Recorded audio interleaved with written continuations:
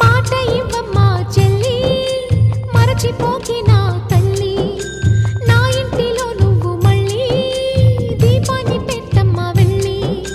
మట్టి పాలవుతున్న నా ఆశలన్నీ నీలో మళ్ళీ చిగురించాలి అప్పగిస్తున్నాను నిన్నే నమ్మి నిత్యం కొలిచే నా రాముణ్ణి బంగారు సీతమ్మవై పూజించుకుంటానని కలకాలము పచ్చగా కనిపెట్టి